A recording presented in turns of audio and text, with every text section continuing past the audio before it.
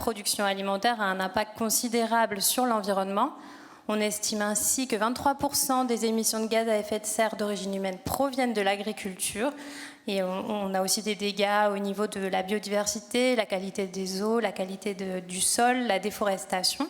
Or, plus l'état de notre environnement se dégrade, plus il est difficile de nourrir le monde et on entre un peu dans une boucle avec de la rareté qui génère de l'inflation, qui amplifie le problème. Alors, comment on fait pour nourrir la planète sans la détruire ? La question peut donner le vertige, mais la bonne nouvelle, c'est que des solutions existent et que la science a beaucoup à nous apporter. Et pour en discuter, nous sommes ravis d'accueillir Véronique Raoul. Bonjour. Enchantée. Merci de l'invitation. Véronique Raoul, la science a jalonné votre parcours. Enfant, vous rêviez d'être océanographe, puis finalement, vous avez pas mal travaillé dans la médiation scientifique. Aujourd'hui, vous présidez INELV, qui est une entreprise niçoise pensée, conçue par des chercheurs et qui fabrique des microalgues vivantes, des microalgues qui servent à nourrir des larves de poissons pour le marché de l'aquaculture. Est-ce que vous pouvez nous expliquer pourquoi vous avez choisi ce marché et quelles sont un peu les plus-values de votre technologie ? Alors déjà, je vais quand même de corriger, c'est INALV. INALV. Inalgae Veritas. Pourquoi est-ce qu'on a... Alors déjà, cette technologie, ce qu'il faut comprendre, c'est que les microalgues, c'est merveilleux. En fait, les microalgues, c'est une ressource sans fond qui est très peu exploitée aujourd'hui, alors qu'en fait, c'est 50% de l'oxygène qu'on respire aujourd'hui. La microalgue, elle double sa taille tous les jours, enfin sa masse, ce qui veut dire qu'en fait, c'est comme de récolter un champ de blé tous les 15 jours. Je ne sais pas si vous pouvez l'imaginer. Et c'est aussi un super puits de carbone, forcément, puisque ça produit de l'oxygène. Le souci, c'est qu'on n'a jamais su les produire de manière industrielle, c'est-à-dire en grande quantité, qualité constante, toute l'année. Et c'est là, en fait, qu'INALV intervient avec une nouvelle technologie qu'on pourrait comparer à l'aquaponie, qui est en fait de produire les microalgues hors de l'eau. Ça peut paraître une aberration, mais c'est ce qu'on fait avec 80% d'eau en moins, beaucoup moins d'électricité, 40% d'électricité en moins. Et ça nous permet justement d'avoir ces microalgues vivantes. Et du coup, quand j'ai repris la société, donc moi, ce qui m'inquiète, enfin, ce qui me concerne, c'est justement le deuxième objectif du développement durable, la faim dans le monde. Je pense qu'on ne peut pas étudier, on ne peut pas travailler si on n'est pas nourri correctement. Et du coup, la FAO reconnaît que l'aquaculture est un secteur clé pour répondre à l'enjeu de sécurité alimentaire. Or, dans l'aquaculture, il y a deux métiers. Il y a ceux qui font grandir les petites larves jusqu'aux jeunes adultes et ceux qui les font grossir. Et les petites larves, donc dans les écloseries, ce qu'elles mangent, c'est des microalgues. Mais aujourd'hui, en fait, les producteurs de larves ne trouvent pas ces microalgues sur le marché, en tous les cas pas vivantes. Et donc, on s'est dit qu'on va aller attaquer ça parce qu'une aquaculture qui est plus productive, c'est le meilleur moyen de répondre à un enjeu de sécurité alimentaire, mais aussi de protéger les océans.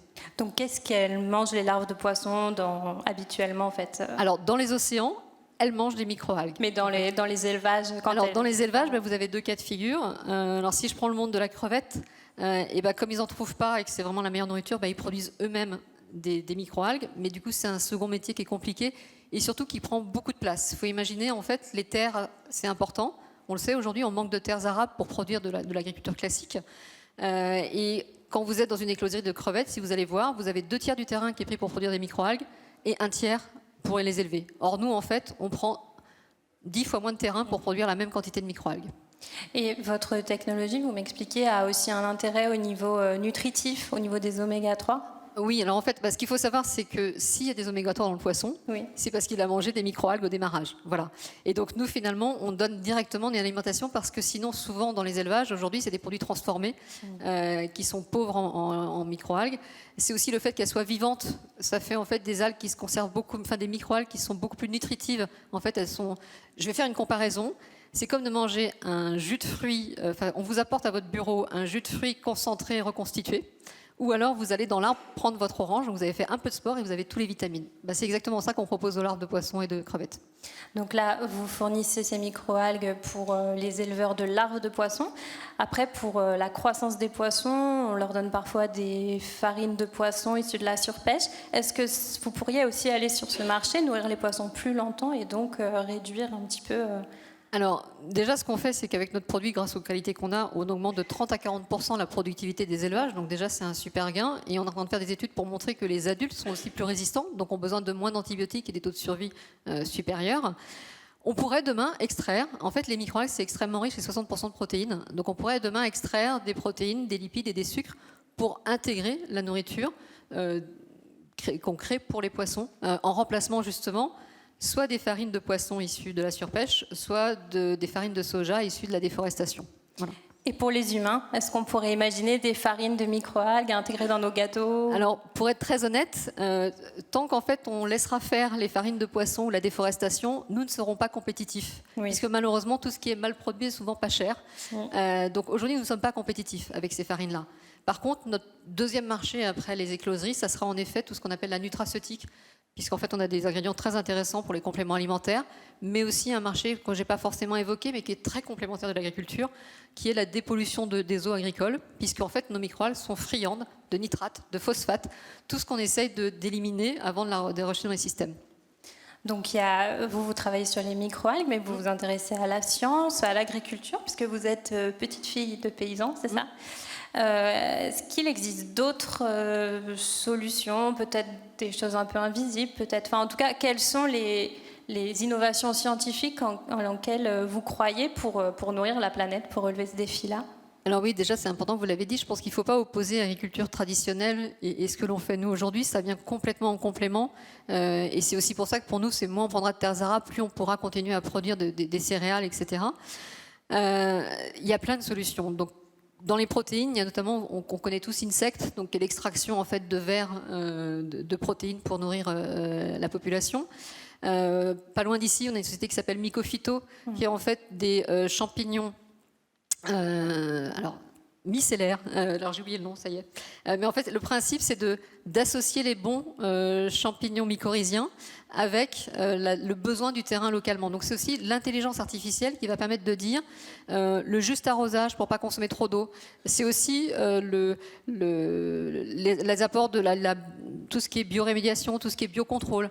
Ça peut être aussi d'accepter d'adapter nos cultures au climat qui évolue. C'est-à-dire qu'en fait, l'agriculture, c'est à la fois un moyen de dire on s'adapte au climat qui évolue pour finalement faire les bonnes choses qui ne consomment pas trop d'eau là où on est, mais aussi d'anticiper par des phénomènes qui vont faire qu'on va contribuer à ralentir en fait l'évolution du climat. Mais des exemples, il y en a des tonnes, je pense que je ne pourrais pas tous les citer. Oui. Mais en fait, il y a beaucoup d'intelligence actuellement au service de l'agriculture et je pense que les solutions sont là.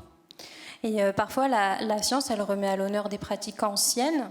Autrefois, on pratiquait le maraîchage avec beaucoup de rotation des cultures, des interactions entre les animaux, les végétaux, les sols. Aujourd'hui, on parle de permaculture, d'agroécologie. Et le GIEC, dans son 6e rapport, explique que ces pratiques sont essentielles si on veut limiter le réchauffement climatique, s'y adapter, préserver les sols, l'eau. Et en plus, les rendements sont supérieurs à ceux de l'agriculture conventionnelle classique. Donc, a priori, on devrait se ruer vers ces méthodes-là, mais ce n'est pas encore le cas. Qu'est-ce qui freine, selon vous? Est-ce que la voix de la science n'est pas suffisamment écoutée? Est-ce que c'est parce que les agriculteurs sont pris en étau dans le système agro-industriel? Est-ce que les lobbies sont trop forts? Alors c'est complexe. Alors déjà, est-ce que les rendements sont vraiment plus élevés? Je n'irai peut-être pas jusque-là. Je sais qu'il y a du débat sur le sujet, mais en tout cas, ils sont très bons, ça c'est sûr. C'est écrit qu'ils sont supérieurs. Après, voilà. C'est peut-être sur le long terme. Voilà, c'est sur le long terme. Parce qu'en effet, ce qu'il faut comprendre, moi qui suis petite fille d'agriculteur, j'ai vu mes cousins, mes oncles être phagocytés par en fait un étau créé par justement les grands groupes qui leur prêtaient de l'argent, mais après ils étaient obligés de continuer en culture intensive. Donc en effet, il faut pouvoir changer l'équipement industriel, enfin l'équipement agricole des agriculteurs. Donc ça demande de l'argent, ça demande de l'investissement. Eux, ils veulent tous en fait dépendants des aides de l'État. Ça les intéresse pas. Ce qu'ils veulent, c'est vivre de leur métier. Donc c'est aussi les lobbies, parce que forcément, nous on le voit, nos microalgues, elles sont parfaites pour nourrir les hommes.